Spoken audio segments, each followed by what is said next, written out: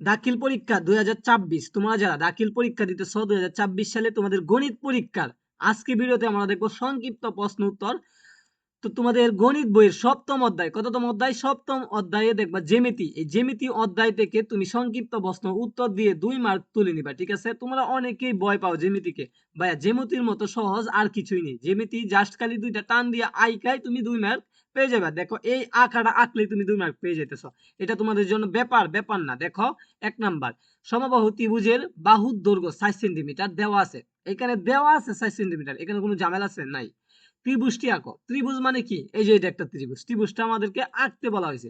তুমি কি করবা, তোমার যে একটা ছোট স্কেল থাকে দেখবা জ্যামিতি বক্সে, স্কেল ধরে এখানে সুন্দর করে 4 সেন্টিমিটার আইকা উপরে লিখে দিবা 4 সেন্টিমিটার, আর এটা একটা নাম দিয়ে দিবা এ, ঠিক আছে? তো এরপরে কি করবা, জাস্ট তুমি স্কেল ধরে একটা সমান টান দিবা, দেওয়ার পরে এই যে এখানে 4 সেন্টিমিটার না, এইখান থেকে এখানে 4 সেন্টিমিটার পর্যন্ত নিবা। নেওয়ার পরে কি করতে হবে, নাম দিবা। এইখান থেকে ধরে কি করবা, ক্যাম্পাস দিয়ে তোমাদের এই উডেল দিয়ে এভাবে টান দিবা যতখানি পর্যন্ত যায়। তোমার মাপটা নিবা কিসের, এই যে 4 সেন্টিমিটারের মাপটা নিবা, ঠিক আছে? পরে এখান থেকে ধরে এই পর্যন্ত একটা টান দিবা।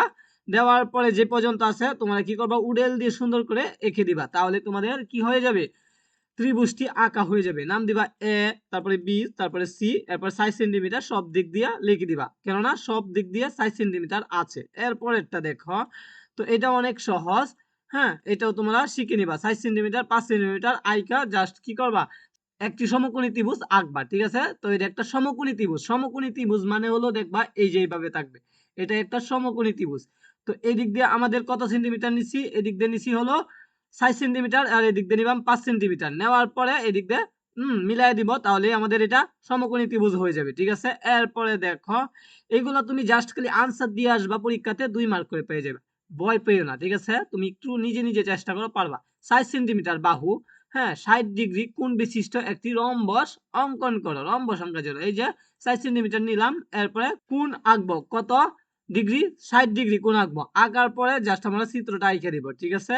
এরপরে দেখো, এই যে আরেকটা আছে এখানে, রম্বস একটি বাহুর দৈর্ঘ্য 5 সেন্টিমিটার, কোণ 45 ডিগ্রি। সেম তুমি কি করবা, কোণ আঁকবা এবং হ্যাঁ টান দিয়া একটা রেখা আঁকবা। তো আঁকার পরে তুমি জাস্ট চিত্রটা এঁকে দিবা 45 ডিগ্রি কোণ ধইরা। এরপরে দেখো, হ্যাঁ, আরেকটা এখানে আছে। জাস্ট আমি যেগুলো দেখাইছি এগুলো কিন্তু অত্যন্ত গুরুত্বপূর্ণ, এইগুলাই পরীক্ষাতে আসবে, এর বাইরে আসবে না, ঠিক আছে? এই জন্য তোমরা কি করো, এগুলা প্র্যাকটিস করো। একটি সমকোণী ত্রিভুজ আঁকো, কি করার জন্য, সমকোণী ত্রিভুজ আঁকার জন্য, যার অতিভুজ 5 সেন্টিমিটার, হ্যাঁ, একটি বাহু 4 সেন্টিমিটার। তাহলে আমাদের এখানে 4 সেন্টিমিটার এবং 5 সেন্টিমিটার স্কেল দিয়ে কি করতে হবে, আঁকতে হবে। আঁকার পরে তুমি কি করবা, অতিভুজ আঁকার জন্য তাহলে আমরা কি করব, এইভাবে টান দিয়ে এভাবে দিয়া সুন্দর করে এটা নিব কত সেন্টিমিটার, পি সমান সমান 5 সেন্টিমিটার এবং 4 সেন্টিমিটার হলো এই যে এখানে, ঠিক আছে? তো এইভাবে আমরা আঁকবো। এরপরে দেখো, এটাও গুরুত্বপূর্ণ, এটাও শিখবা। একটি বর্গ, হ্যাঁ, বর্গের বাহুর দৈর্ঘ্য 5 সেন্টিমিটার। বর্গের বাহুর দৈর্ঘ্য, এই যে এটা একটা দৈর্ঘ্য, এটা 5 সেন্টিমিটার হলে বর্গটি আঁকো। জাস্ট তুমি 5 সেন্টিমিটার স্কেল থেকে আঁকবা। আঁকার পরে এটা নাম দিলাম এ।